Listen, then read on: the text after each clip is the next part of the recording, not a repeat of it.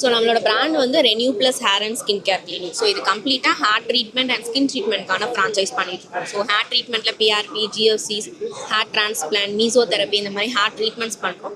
தென் ஸ்கின்ல பார்த்தீங்கன்னா glutathione, so peels, chemical peels, then chemical peels பண்ணிகிட்ருக்கோம்.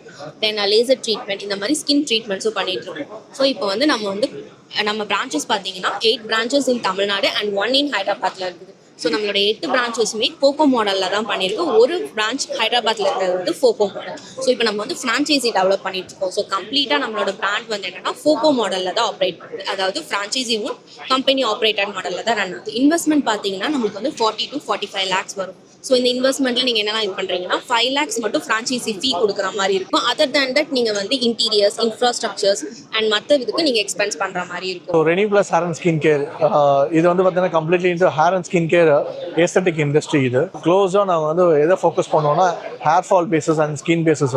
இந்த இண்டஸ்ட்ரியில் வந்து பார்த்தீங்கன்னா இப்போது லேட்டஸ்ட்டாக வந்து ரொம்ப ட்ரெண்டிங் இண்டஸ்ட்ரியாகவும் அண்ட் மென்ஸ் மார்க் இண்டஸ்ட்ரியாகவும் இருக்குது. இதில் வந்து ரெனியூ ப்ளஸ் எங்கே நாங்கள் ஸ்டாண்டர்ட் ஆகிறோம் அப்படின்னா எங்களோட ஓன் அவுட்லெட்ஸ் வந்து 8 பிரான்ச்சஸ் இருக்குது.